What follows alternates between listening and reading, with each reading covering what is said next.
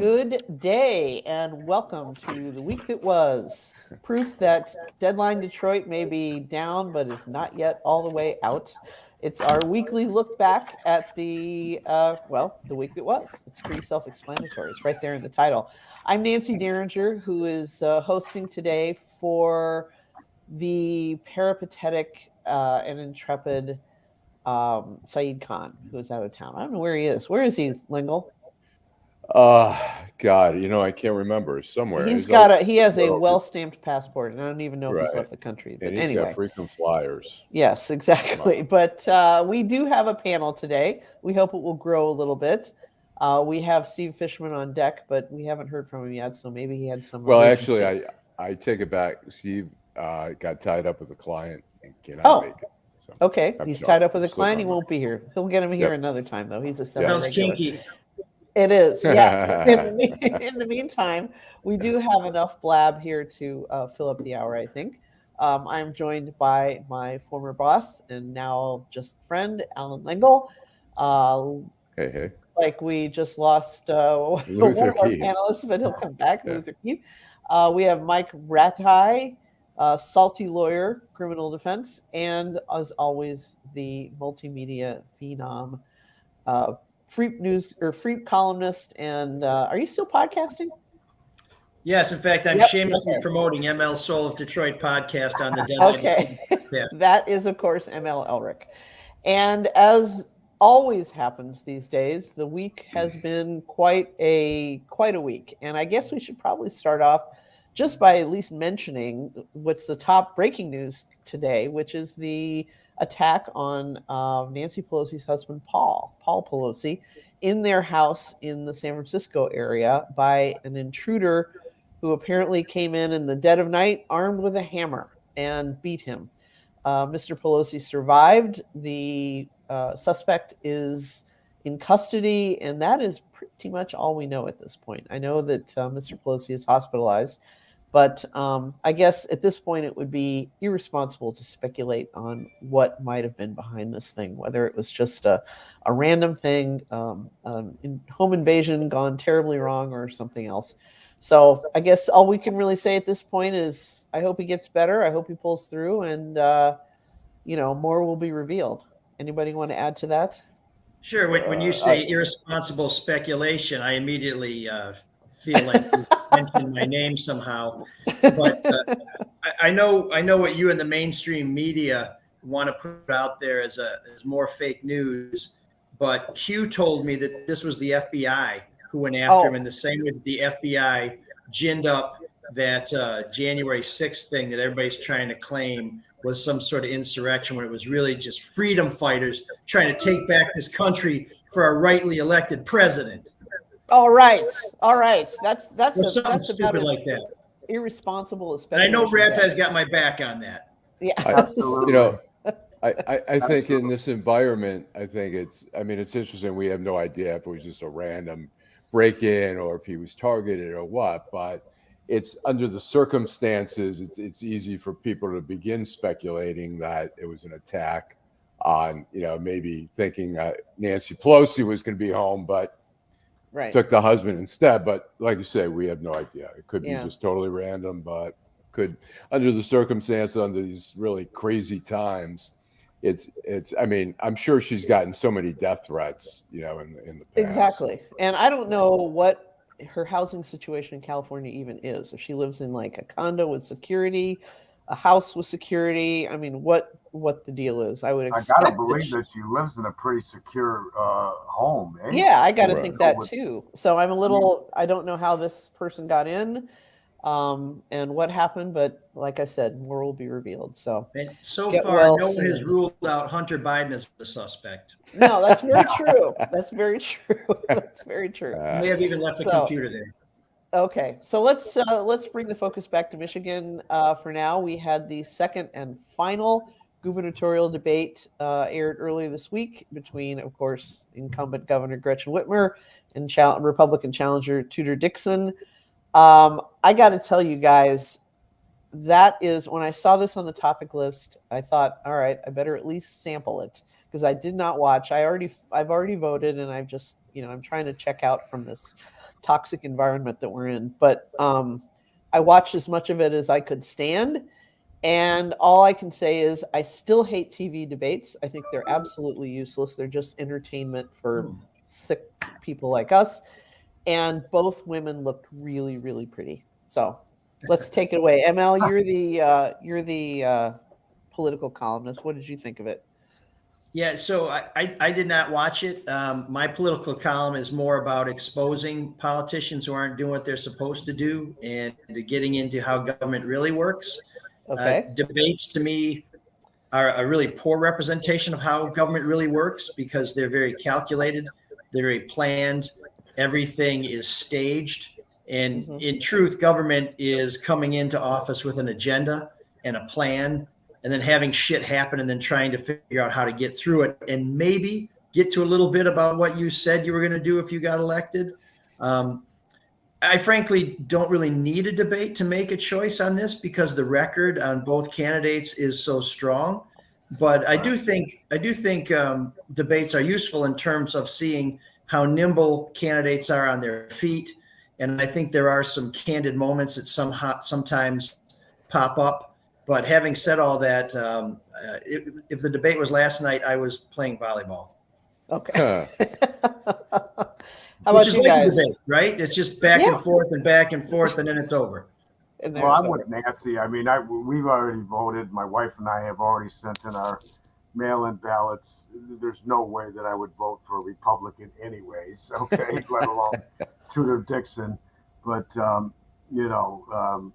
like ML said, what else do I need to see? You know what I mean? We already know what her positions are, and they're so extreme and out of touch that God's help us all if she becomes governor of the state of Michigan. Yeah. Do you think that's likely? Well, Mike? I'm not a pollster, and I don't know, I just hope that, number one, I hope that women get out there and vote. I hope that they don't want to remain as second-class citizens, which is what the Supreme Court basically has rendered women to be again, second-class citizens. And, these are scary times. They really are. I mean, it's just unbelievable to me. I would say we've so. gone backwards. I was born in 1959. My mother told me that when she was pregnant with me, she was working down in the Penobscot building. I can't hear anybody. And she couldn't even have a bank account. And when she got a bank account, my grandfather asked her, "How the hell did you get a bank account?" Yeah.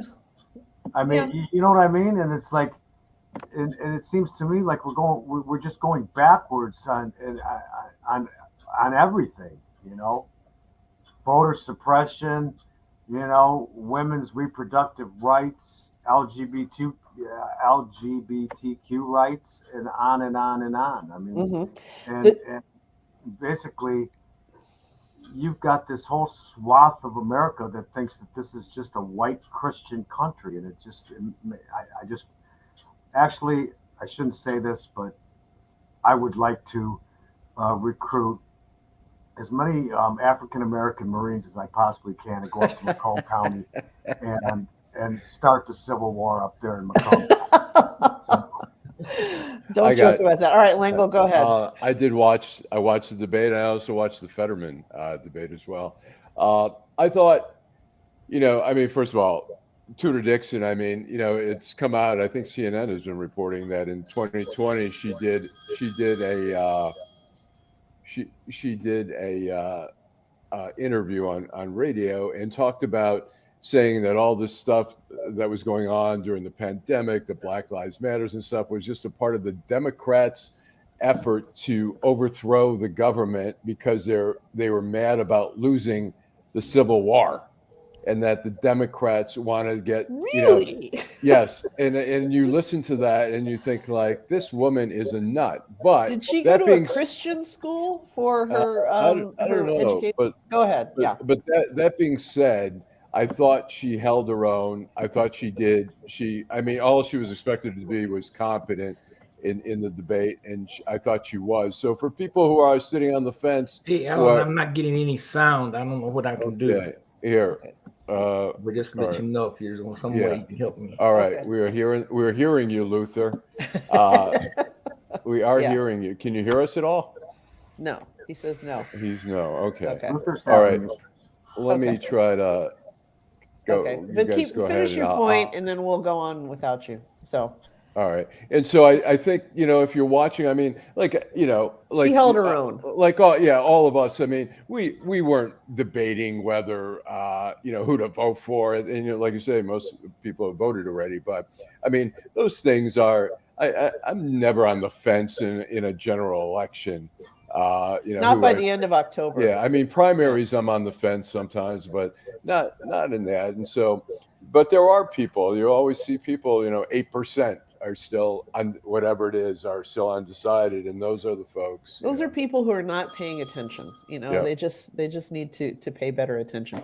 Yeah. I kind of feel, I hate TV debates because particularly at the state level with local television, the amount of time that each candidate gets to explain themselves or talk about themselves is so limited. It's usually a minute, and then a 30-second rebuttal, and it just becomes a battle of bumper stickers. Who can say, who can just parrot their talking points in the simplest form as quickly as possible. Elrick? But television debates, there are some moments. Yeah, Alan, I got that call. I can't get any sound. I'm not hearing you guys. Just think of just think of Donald Trump with Megyn Kelly. Yeah. Just think of Donald Trump telling the Proud Boys to stand down and stand by. Those are moments that came out in a televised debate that really gave us some insights into the candidates. And, I'll agree with that. Sure. This is an opportunity for us to see them unfiltered and uncut. Now, the problem is because you do, and I don't have a problem with candidates compressing their message into 30 seconds or less. I mean, that shouldn't be that hard to do if you really know what you're talking about. The real problem is there's not a lot of opportunity for follow-up when somebody says something that's completely and utterly BS for somebody to say, okay, let's drill down on that because we know that's not true.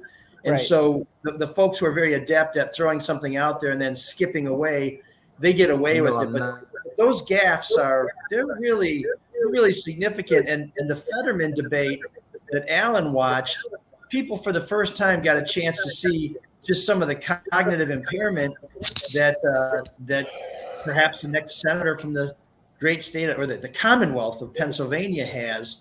And he had a chance to tell people, hey, I'm not going to sound really good, but you have to understand my brain works. My mouth just isn't going so good, which I thought was really smart of him. And for reasonable people who aren't just looking for any reason they can find to shit on somebody, they're going to say, yeah, we knew he was going to be affected by the stroke. Let's try and hear what he has to say. And if he has a few stumbles, we know why. You know what? I have a video here real quick. You're saying tonight that you support fracking, that you've always supported fracking, but there is that 2018 interview that you said, quote, I don't support fracking at all. So how do you square the two? I do support fracking, and I support fracking, and I stand and I do support fracking. Yeah, you know what? I mean, part of that pause, the initial pauses, there were captioned there. Right, so exactly. He's having some audio processing issues. Yeah, do you think is it fair to say that was a cognitive deficit that he's under? Because what I've been told, and I've been doing some reading about stroke this week in connection with this debate, is that his brain, like you said, his brain works fine, but there's some kind of weird disconnect. It's a form of aphasia, and he's getting therapy for it. If you've ever known a stroke victim, this is something that's very common, and he's improving. So it kind of raises two questions. Number one, he never should have agreed to do this in the first place. Right. And number two is that okay? I mean, there are a lot of people who have this condition themselves or are dealing with relatives, and they know how frustrating it is. I mean, does that disqualify him from serving in the Senate, particularly when the opponent is Dr. Oz?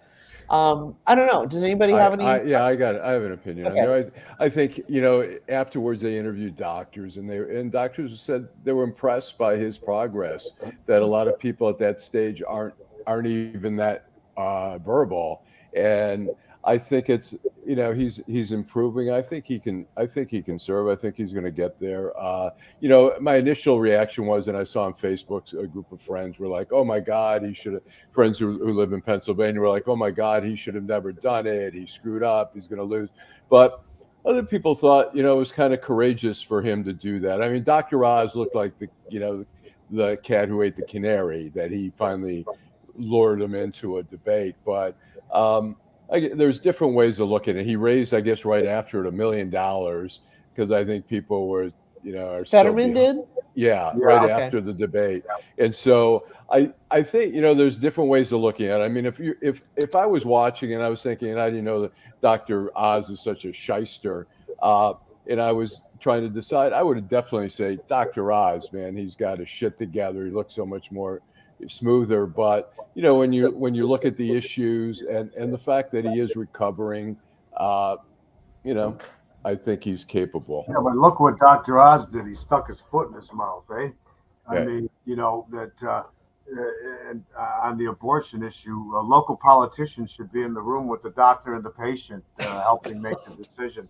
God. So, to me, that and of course, Fetterman jumped on that, and they ran commercials about that particular snippet during the debate over and over and over again.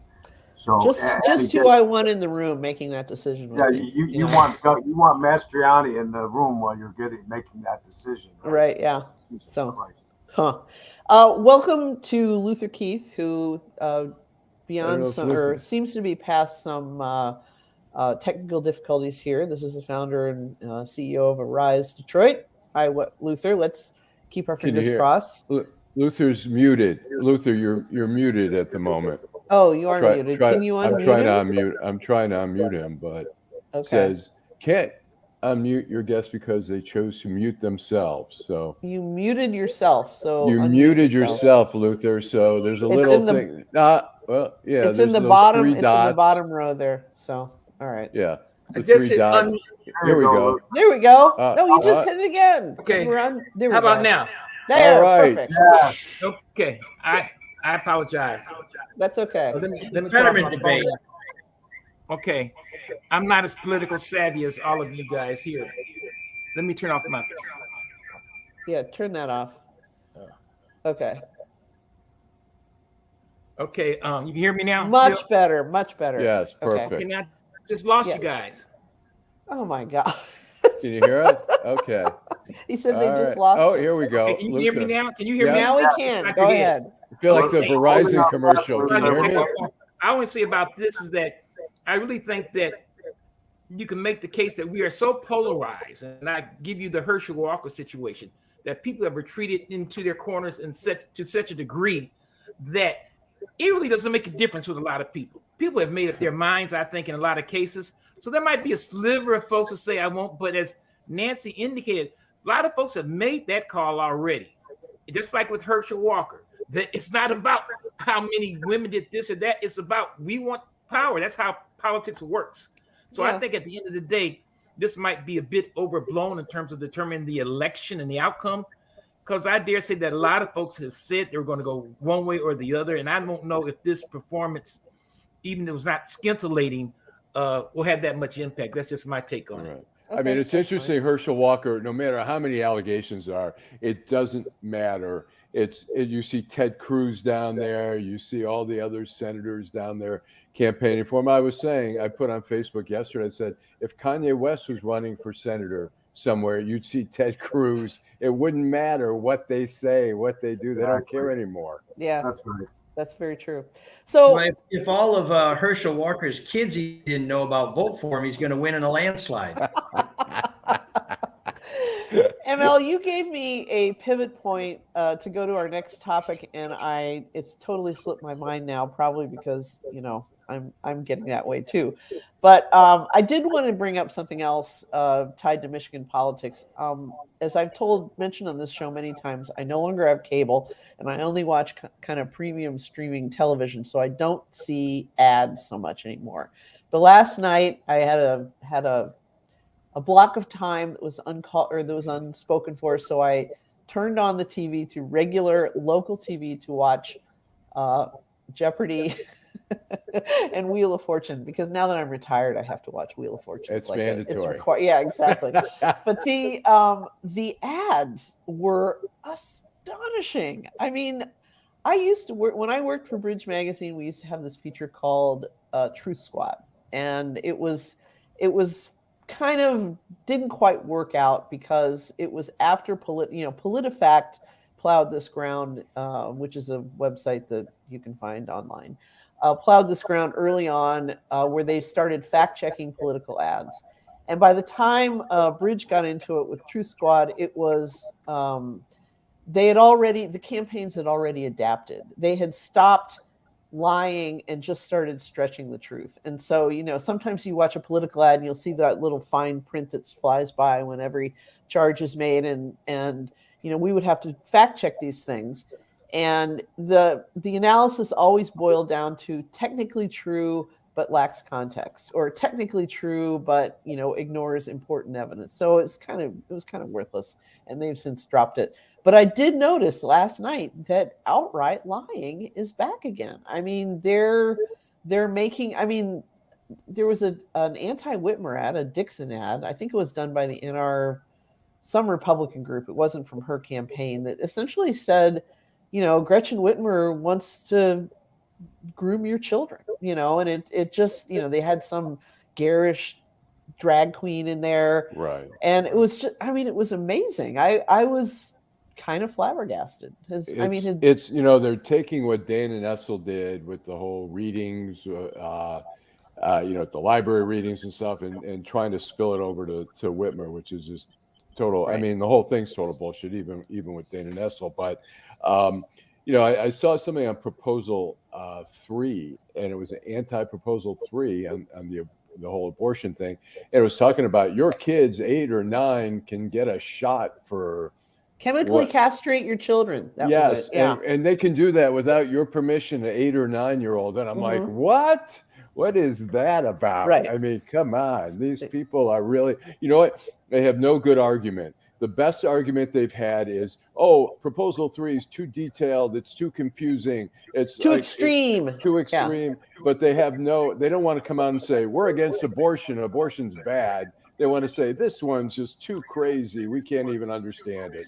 Well, because they know that, I mean, if I was up in Macomb County, as I mentioned last weekend, and every billboard up there against Proposal 3 talks about how your kid will be able to have a gender transition completely outside of your purview without your knowledge or consent, which is insane. But, that's, like I said, outright lying is back. The other one that they're telling about Proposal 3 is allows abortion up to the moment of birth. In fact, I think Tudor Dixon said that during her campaign, or during her the debate, which is also absolutely positively untrue. Nobody is getting an abortion before the moment of birth. First of all, you would have to find a doctor who would be willing to do it, and you're not going to be able to find that, despite what Charlie LaDuff says about massage therapists are going to do abortions. I mean, you're not going to have that. It just doesn't happen. It's crazy, but it's, this is the world that we have made for ourselves. Can you guys hear me now? Yep. Yes. Okay. But you have a lot of feedback. Can you turn off because your speakers? I can't hear you guys without my phone on. That's why. I see. Yeah. Okay. All right. But my question. So just bear with me if you can. Okay. Who is the arbiter of the Nancy says of good or bad taste as it relates to running these ads on TV? Is it the people who buy the ads, the station managers? Who says that is flat out wrong? We can't run that. We're not. My guess would be. Is there anybody to do that? My guess would be that it is probably, based on what I saw last night, there is very little fact checking that is going on by the stations themselves. I think the stations have washed their hands of this. All we did when I worked on the True Squad analyses was just publish something, and we'd say, we'd embed the ad if it was a TV ad, and we would just say, here are the claims that it makes, and based on our research, they're either true or not true. And like I said, they are almost all technically true. I actually did the Debbie Spend It Now, the notorious Debbie Spend It Now with the Chinese, or with the fake Chinese lady in there. I did that ad, and every contention in there was technically true, but it was presented in such a way. But it's advertising. I mean, that's just the way that goes. I got a question for Mike Rataj. I don't know if you've seen any of the John James commercials against Carl Malinga, where he attacks him for some of the, representing, child people, whatever, child. Yeah, I saw one of those last night. Yeah, I'm curious, as a defense attorney, criminal defense attorney, what do you think about that? Well, those commercials pissed me off. I mean, I remember watching the first one that I ever saw. I looked at my wife and I said, it's such fucking bullshit, okay? All of us lawyers that practice criminal law have represented murderers, or people accused of murder, people accused of rape, right? And on, okay? I mean, that's our fucking job, okay? We're not defending their crimes, we're defending their rights. And it's such a disingenuous commercial. I mean, it really pissed me off. And John James, does he look at himself in the mirror and say, I hate myself because I'm black? Okay. He looks in the mirror every day and he says, I have the best cosmetic dentistry money can buy. Yeah, yes. What a punk. He's a first-class punk. Does that ad mention all the people Marlinga prosecuted? Yeah, because he's not. That's a great point. There was a defense attorney. And the ones he sentenced. Yeah, I mean, when I was a young lawyer, Carl was the prosecutor out in Macomb County, and he was extremely approachable. We all liked him and respected him, and he's certainly not Eric Smith or Jessica Cooper, or basically stop there. But no, I mean, it's just such bullshit. I mean, you know what it is? It's an affront to the Constitution, is what it is. Okay, it's like somebody that doesn't understand what the fuck we do. Right. Okay? Unfortunately, there are a lot of people who don't because understand. most people are ignorant fools. I mean, and yet they can still vote, and they do. Yeah, you know what? Yeah. There's no IQ test for voting. So it sounds like there are no rules anymore. There are no rules. Well, like I said, outright lying is back on the in the advertising. So no, there aren't any rules. So whatever works. Some of the stuff I'm saying, like, wow, but it's just amazing, because I too have seen like they pushing the bar here in a way that is not done before. No, I would agree. And of course, John James went to Brother Rice too. All right. Yeah. Don't forget, he went to Brother Rice. Okay, so that's basically that's like 10 strikes against him. Well, it's the Notre Dame grad. I thought that commercial with him and the coach was really creepy. The coach looked like he was about to die. He's like almost dead, Yeah, I know. It's very true. So it was a creepy ad. I don't know. It just didn't sit right. Yeah. But all right. I'm gonna mention statewide politicians one more time, and then we're gonna go a little more local. I see that we've had some. Lengel, can you fix that? Well, as long as his phone is on, we're gonna have problems. I know, but if Luther's not talking, we have to have him muted, because otherwise it's gonna drive us crazy. Right, okay. Right. We're gonna go crazy. Maybe he can raise his hand. Luther can raise his hand when raise your hand. So, raise your hand when you want to talk, and we'll. Right, but I do want to say there were some.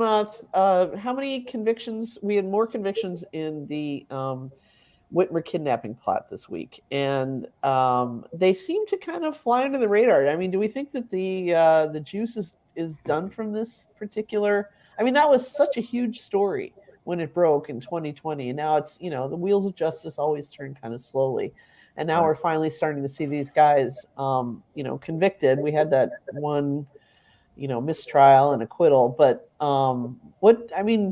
does anybody care about this anymore? I mean, Tudor Dixon was making jokes about it. Elrick? Well, I think I got a push alert from the New York Times when they were convicted. So I do think this is still on the national radar. But this other case, it's sort of like there's vampires and then there's familiars. The vampires are the bloodsuckers, and the familiars are the people who want to be vampires someday. And there's big news when the vampires got convicted. These were the familiars. So I think it's still news, but it's not like they got Nosferatu. It's like they got Nosferatu's nerdy neighbor who makes sure the coffin is shut while the curtains are drawn. But hey, that's a good way to put it. I think it's sort of anticlimactic. I mean, the federal case was a big case, and this is sort of almost just like, okay, another one. What? People are like, what? I thought they got convicted already. We got, I'm not sure why, and maybe Mike has an explanation why they split it into a state and federal. I know there's, I think there's different. I have no idea why they did it the way. And don't forget, there was a prosecution up in Antrim County too, if I'm not mistaken, right? I mean, this was in Jackson, the one that these guys were just found guilty. Wasn't that in Jackson? Yes, it was Jackson. Right. Yeah.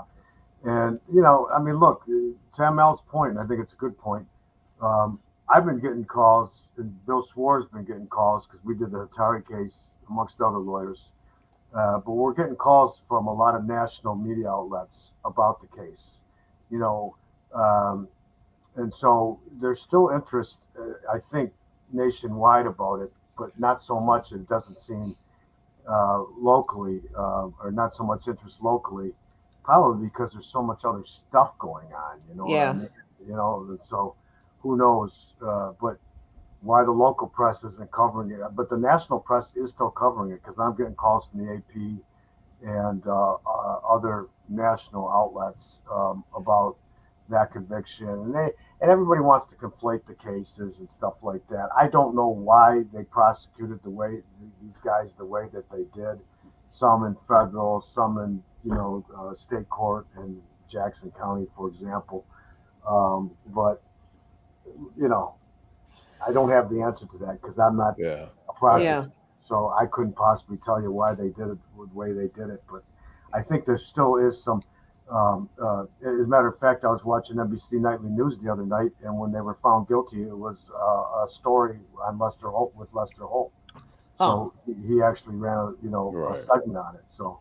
Okay. It's a national story. I mean, when you think about it, a group of people trying to kill the governor. It's not like, I mean, how often does that happen? I mean, it was really sort of the extreme of sort of the prelude to the January 6th craziness that we continue. Well, it goes to show you that all this loose talk that people like to engage in on shows like this, but also on online on these various 4chan and these various what do I want to say, these various websites that these guys lurk on, it shows how they can just kind of almost create this bubble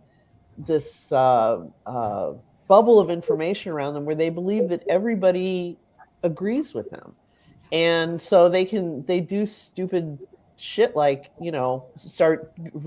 drive up to Traverse City and case her summer place and talk amongst themselves and have their little out in the country target practice, and it becomes felonious at some point, and that's why I do think we should note that the Free Press provided pretty much gavel to gavel coverage of both the federal case and the state case. And a subscription is 99 cents for 6 months. So if you don't believe me, we'll take your buck and you can go to freepress.com and see if I'm a liar.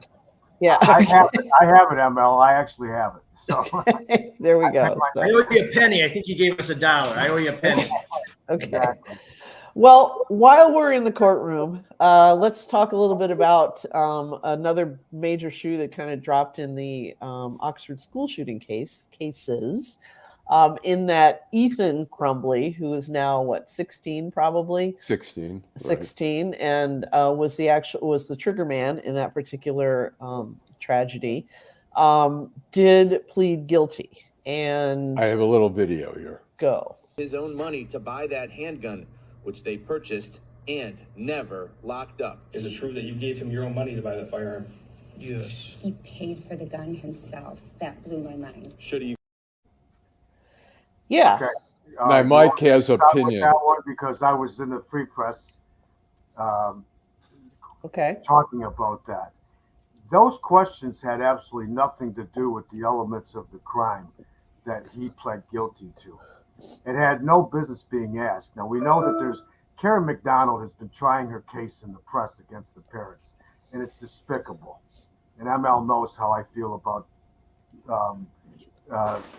prosecutors trying their case in the press. And that was an end run around the judge's gag order in the prosecution of the parents. It was improper. It really was almost, it comes up to the line of being unethical, in my opinion. Okay. And that was a shot. That was another attempt by Karen McDonald and her band of idiot prosecutors to poison the jury pool so the parents can't get a fair trial.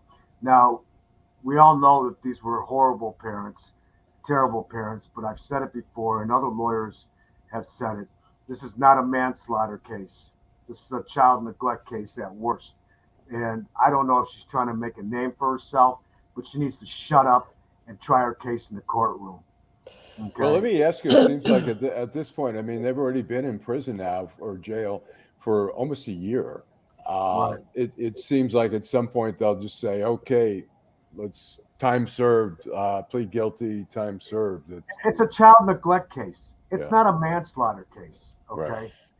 Right. And she's going out of her way to continue to poison the fucking jury. Okay. And these two people cannot get a fair trial in Oakland County because of her. But she's getting away with it because no judge out in Oakland County's got the cojones to say, no, these people can't get a fair trial. Now, do I like these two? No. Personally, I think they're idiots, okay? But they're still entitled to due process and a fair trial. Yes. And they cannot get it, especially because of the actions of the Oakland County prosecutor. I think maybe she has tapped into a national mood about these incidents that, where everybody knows who does these shootings. The kids see it happening. Often they're apprehended. Sometimes they, will do a suicide at the last minute. But, I don't think anybody has done a school shooting and gotten away and successfully run away from it and eluded capture. So, and people just hate this shit. They hate it. And so she's kind of offering a second set of defendants in this case to satisfy a public that has simply had it up to here with this kind of thing. And, he gave them the money. They bought the gun for him. I understand. Well, I understand exactly what you're saying. We don't even know if that's true. Okay. Because that flies in the face of us of what the prosecutor's office said happened in the first place. Yeah, that's true. Okay. So we don't know what the truth is. Okay. Fair because enough. The prosecutor's office saying, their initial statements were to the opposite of what the kid was asked in court the other day. Right. Yeah, it was supposedly a Black Friday gift or a purchase that, was supposed to be his Christmas present. But she needs to shut up, okay? And she needs to, try her case in the courtroom. Not, and the judge issued a gag order in that case. And that question, okay, was an end run around that gag order. Okay. Because those questions had nothing to do with the elements of the crime that boy pled guilty to. Okay. It was totally gratuitous, and it was designed to poison that jury pool even further. Okay, fair enough. Anyone else? The sad I case was of Ethan Crumbley? I was surprised to hear what he had to say. It kind of contradicts what we've been hearing all along. But again, if that's true, presumably we're going to get a full airing of that if they do go to a trial in the parents' case. My suspicion is they're going to try and strike some kind of plea there, but McDonald seems to be very media savvy, and I don't know what her background was before she became a judge, if she was ever a prosecutor, but if this is the first case she's ever prosecuted, it's a pretty high-profile case. It makes me wonder if she has a second agenda here, which might be both to win a conviction and to get justice for the good people of Oakland County, but also to set herself up for a bigger stage somewhere. Yeah. Well, I was going to say there's no crime against being ambitious, but I take Mike's point on this. It's important to note. Okay, then let's see. What else do we have going on? Oh, the election is, of course, we're back to the election. Sorry about this. But who voted? Did any of you guys who have already early voted use a drop box? I did. Well, I actually, when I went to West Grand Boulevard, they have a drop box, but I actually walked into the clerk's office and handed You walked it in. I handed it. Yeah. Okay. All right. I used a drop box. Of course, I live in Grosse Pointe Woods, and I looked everywhere for a surveillance camera. I looked for some Proud Boys who were, enforcing security. I didn't see it. So I have to think that they don't think the steal is going to happen in the Grosse Pointes. But I have to say, when I read there's another one of these, Stop the Steal groups is doing training for people to observe the drop boxes and to be armed, I was rather alarmed because I want to know where these guys are going. Well, it's a federal crime, first of all. Okay. To do what? That's a crime. Okay. To do what? To intimidate voters at where you can vote. Yeah. It's a federal crime. So, but the question is, what constitutes observation? I've seen some grainy video, night vision video that was done in, I believe, Arizona, where they seem to have set up some sort of surveillance camera somewhere.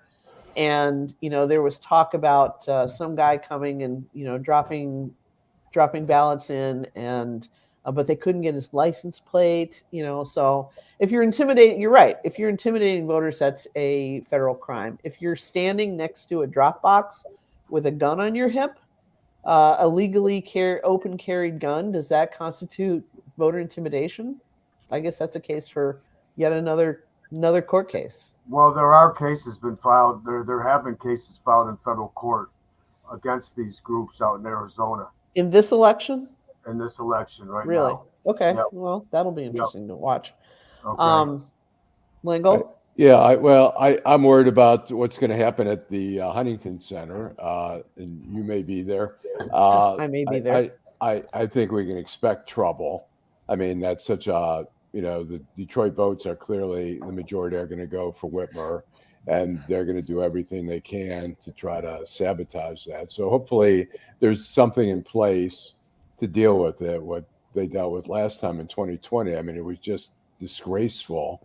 And again, a prelude to January 6th. I mean, really trying to sabotage the election. It just disgraceful. Do you think we're looking at another red mirage election, particularly for the statewide seats, where the early voting comes in from the Upper Peninsula, the super red areas of the state, and it's like, oh, look, Dana Nessel's getting her ass kicked. Gretchen Whitmer better start packing her makeup bags, and then the next thing. The votes start to trickle in downstate, Southeast Michigan, and suddenly, we have a race, and then the Democrat pulls away. I mean, do you think that's going to happen? Anyone? It's certainly possible. I think. I mean, look, clearly the votes. Matt DePerno, who is another really disgraceful candidate, is probably going to do much better in northern Michigan, Upper Peninsula, northern Michigan. Sure.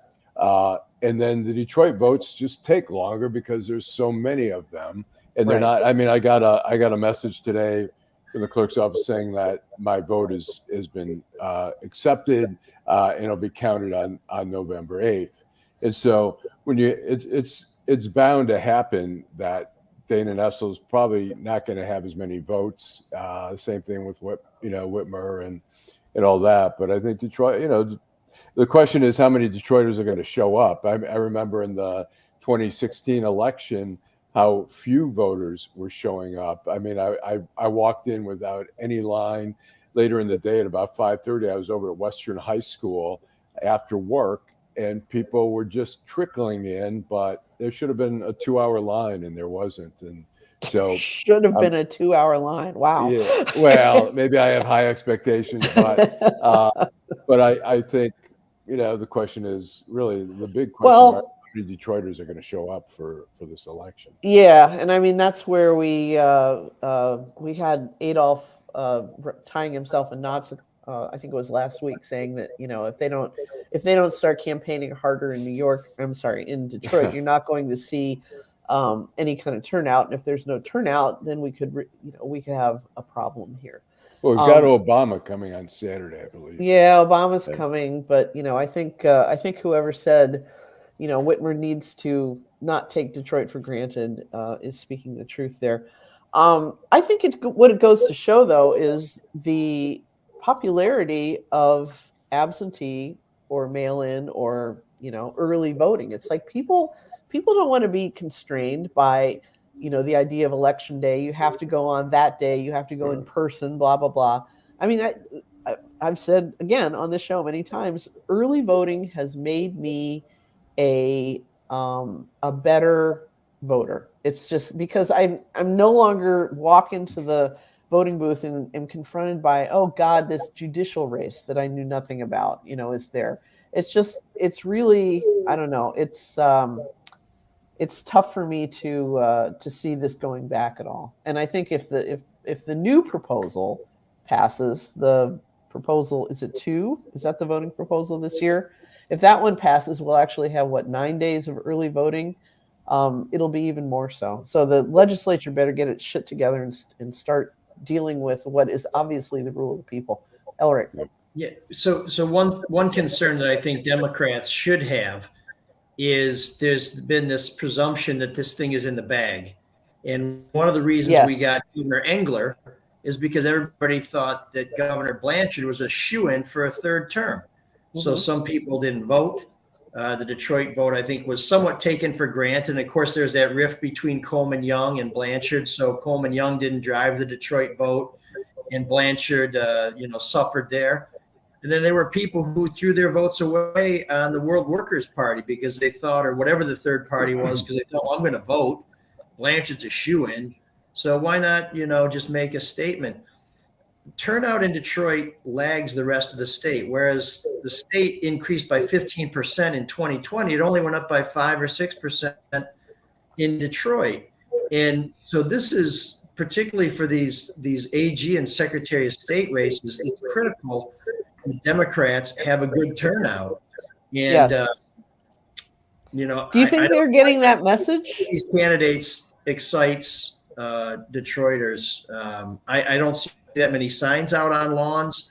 I think Detroit, once again, is being taken for granted, which I understand. You have limited resources. But frankly, the Democrats have so much more money than the Republicans this cycle. If you take Detroit for granted, say hello to the third term of Governor Blanchard. Oh, that's right. We never got it. Okay. Do you think the Democrats are doing that? Taking Detroit for granted? Yeah. I mean, I don't see a lot of campaign appearances here. I don't see a lot of excitement. I don't see a lot of hype. But I mean, the thing is, voter turnout is huge. There's this thing that campaigns do called the flush, where you identify your known supporters and you do everything you can to make sure they get out to the polls. You call them, you send them texts, you send them emails, you send them literature, say, have you voted yet? Do you need a ride to the polls? Do you have a plan to vote? And we've seen that in the past. I'm not seeing a lot of that this year. Maybe it's too early, but they better make sure that the people they're counting on actually follow through. And to Alan's point about the lines, it used to be a standard thing for me 10 years or so ago when I was covering an election, go to a polling place after 8 o'clock to see the line going down the street. And inevitably one party or the other, usually Democrats in Detroit, would run to the federal courthouse and ask a judge to make a ruling that everybody who was in line as of 8 o'clock could still vote. Now you go to a polling place, there's nobody there except for people handing out literature. I think that's largely due to absentee voting, but this whole system of reaching people and motivating people and informing them and engaging with them is completely changed because of absentee voting. Yeah. Hey, Luther, you haven't been heard from for a while. Let's unmute you. Yeah, I said I'm sorry. Bear with me.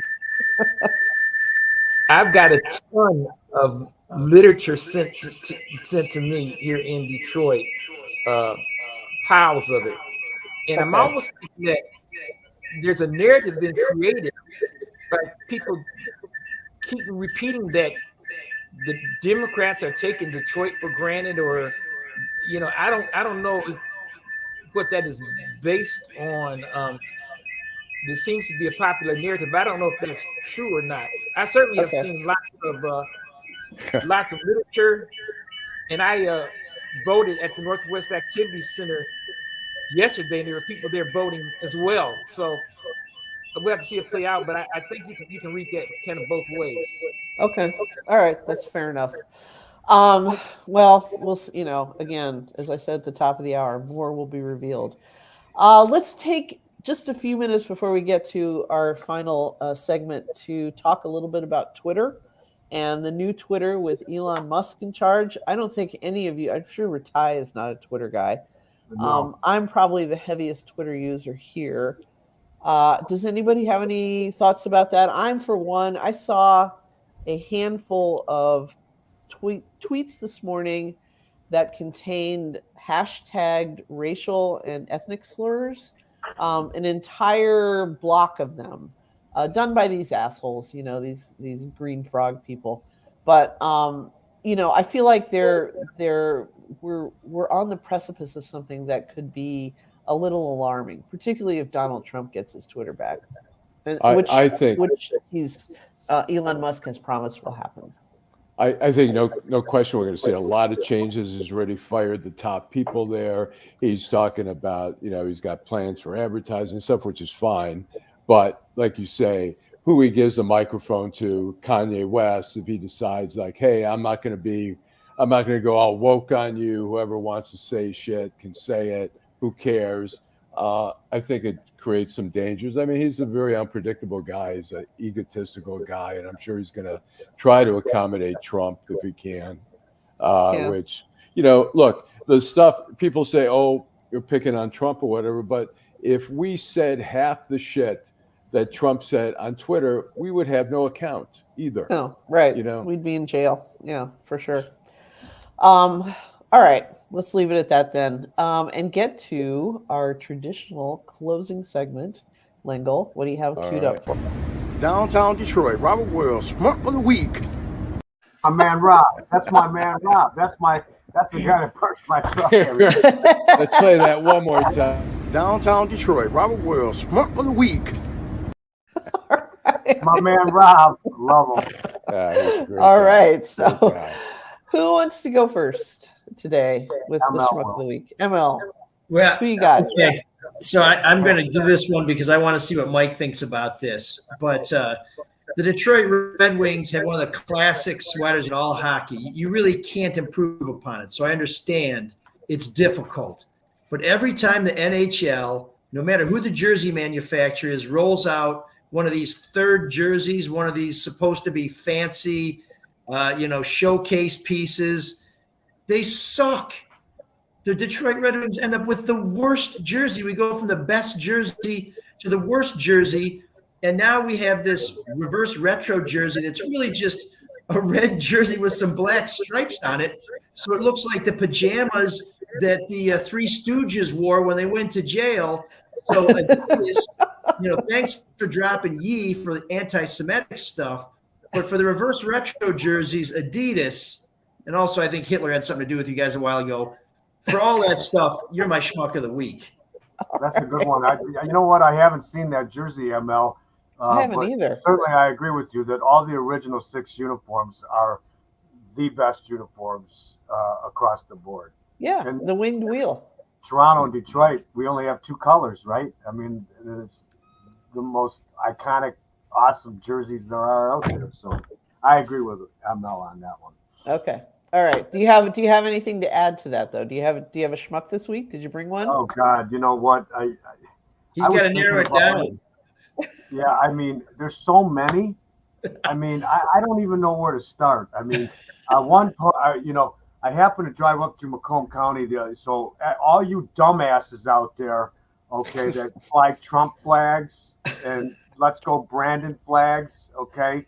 I can't say what I'd like to do to you in this forum, so we'll put that one to the side. But the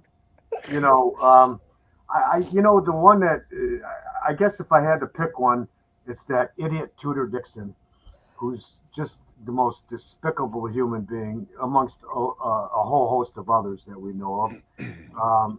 But to suggest that for a young girl who's been raped by an uncle or, her father or whatever should carry the baby, it'll help with the healing process is about one of the dumbest fucking things I've ever heard in my life. And it makes me ill.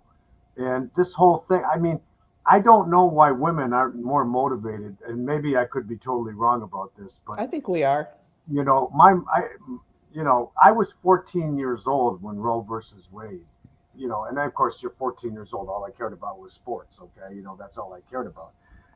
But talking to my mom about it, and she's telling me all these things and I'm like, Jesus Christ, I mean, do women want to be second class citizens again? Is that what they want to be? And that's what this, in addition to whether or not we're going to have a fucking democracy, after November 8th, do women want to be second class citizens again? And Tudor Dixon obviously thinks that they should. So Tudor Dixon got the endorsement of Michigan Right to Life, and that is their position. And that's how you get it, by saying no exceptions. And as far as whether women want to be second-class citizens, more will be revealed. Let's count the votes and find out. So, I hope so. I hope you're right. Nancy. Okay, Luther, let's give it a try. Do you have a schmuck? I do not have a schmuck. I love everybody. So okay, all right, I'll leave it at that. Oh no. Okay, we can't have that. Here, let me mute Luther again here so we don't. Okay. You know what? One of my schmucks is Adidas. They did so much hand wringing over because they were going to lose a shitload of money, which they are going to. But I read a columnist in the Washington Post, a black columnist, who was talking about, well, isn't it about time Adidas paid for their bullshit?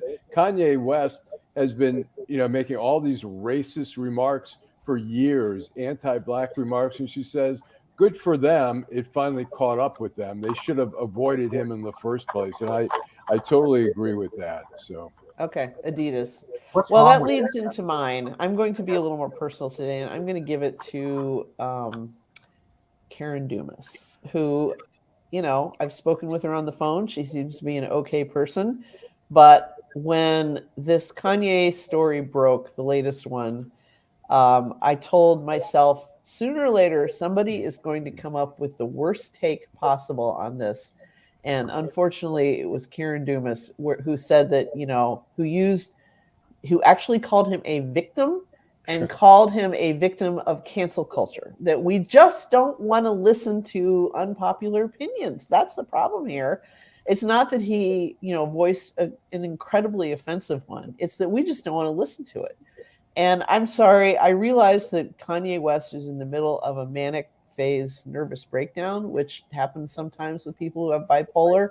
But at the same time, words mean things. And when I hear that kind of apologia made for somebody like him, I just have to say it's ridiculous. And P.S., this morning, Gary Miles, the editor-in-chief of the Detroit News, she wrote this, of course, in a column in the Detroit News, actually skinned it back and said, we have re-edited that column and we have removed the reference to Kanye West as a victim of cancel culture. So now the column kind of doesn't really seem to make sense. But, that's the kind of thing you just, it's like we fought a world war over this. It's like, it's time to just say there are some things you cannot say. Of course. It's interesting. He's a fan of Hitler, which Hitler would not be a fan of his. No. I mean, I don't know if he's done any reading on Hitler, but let's dig up Jesse Owens and ask him. Woke. Hitler was not a woke dude. Right, exactly. So anyway, all right. Well, that brings us to the end. I said I would bring this thing in under an hour, and we just passed the 1 hour mark here. Thanks for listening, watching another edition of The Week That Was. Thanks to our panel, ML Elrick, Mike Rataj, Luther Keith with some technical difficulties, and as always, the last word goes to Allan Lengel with Drive home safely. Okay.